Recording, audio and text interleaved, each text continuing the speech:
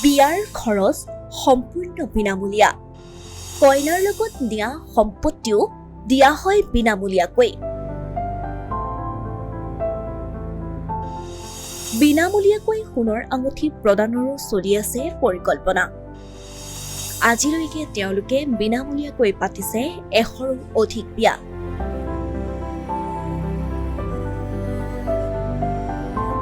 শুনিবলৈ আচহুৱা যেন লাগিলেও এয়াই সঁচা। এই যে দেখিছে বেৰত আঁৰি থোৱা ফটোসমূহ, এই ফটোসমূহ তাৰেই উদাহৰণ।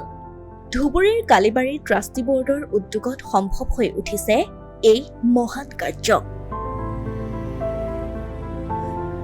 বিবাহৰ ক্ষেত্ৰত ধুবুৰী কালিবাৰী ট্ৰাষ্টি বৰ্ডৰ উদ্যোগত আৰ্থিকভাৱে পিছপৰা আৰু শাৰীৰিকভাৱে অক্ষম যুৱক যুৱতীসকলক লৈ অহা 6 জুলাইত ধুবুৰীৰ কালিবাৰী মন্দিৰ প্ৰাংগণত গণবিবাহৰ এক কাৰ্যসূচীৰ আয়োজন কৰা হৈছে।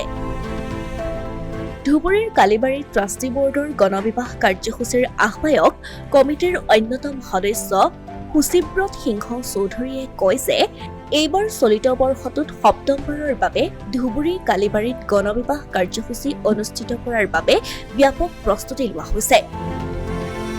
ইয়াৰ পূৰ্বেও এওঁলোকে অনুষ্ঠিত কৰি আহিছে এই ধৰণৰ গণবিবাহ। 2016 চনৰ পৰাই ধুবুৰী কালিবাৰী ট্ৰাষ্টি বৰ্ডে গণবিবাহৰ আয়োজন কৰি আহিছে। মই প্ৰথমৰ পৰা কৈ আছোঁ থুলমূলকৈ, মানে 2016ৰ পৰা এইটো আৰম্ভ হৈছে।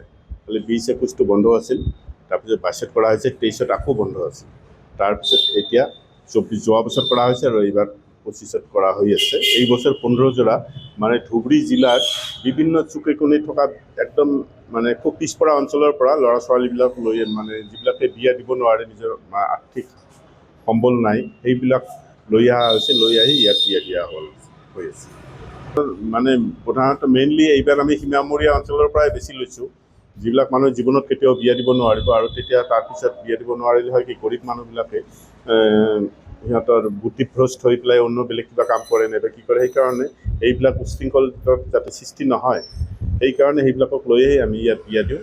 আৰু এইবাৰ প্ৰস্তুতিৰ ব্যৱহাৰে যিটো কথা কৈছে, প্ৰস্তুতি মানে প্ৰত্যেক বছৰ যিটো প্ৰস্তুতি যেনেকৈ কৰা হয়, মানে সিহঁতৰ ষ্টীল আলমিৰা দিয়া হ'ব, ষ্টীল পালেং দিয়া হ'ব, তাৰপিছত লেপটপ এইবিলাকতো আছেই।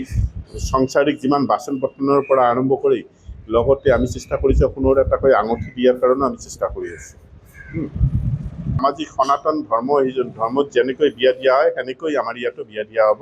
ইয়াত 5টা বামুণ থাকিব, 5জন বামুণ আহিব, আহি পেলাই সিহঁতে বিবাহ কাৰ্যটো সম্পন্ন কৰিব। আৰু প্ৰধানতঃ আমাৰ আগদিনাৰ পৰাই আৰম্ভ হ'ব বিয়াৰ 5 তাৰিখৰ পৰা সন্ধিয়াৰ পৰাই আমাৰ আৰম্ভ হৈ যাব। উল্লেখ্য যে নিজৰ বিয়াখনক লৈ প্ৰতিজন মানুহৰে সপোন থাকে। কোনোৱে সেই সপোন পূৰ কৰিব পাৰে, আনহাতে একাংশৰ সেই সপোন হৈয়ে ৰয়। আৰ্থিক দৈন্যতা বা আন কিছু কাৰণত ইচ্ছা থাকিলেও সামাজিকভাৱে বিবাহপাশত আবদ্ধ হ'ব নোৱাৰে বহু যুৱক যুৱতী। তেনে লোকসকলক উদ্ধাৰ কৰি সামাজিক মৰ্যাদাৰে বিবাহপাশত আবদ্ধ কৰোৱা এই কালিবাৰী ট্ৰাষ্টি বৰ্ডক এতিয়া সকলোৱে একেমুখে জনাইছে প্ৰশংসা। কেৱল ইমানেই নহয়, এওঁলোকক দান বৰঙণিও দিয়ে বহু হৃদয়বান লোকে।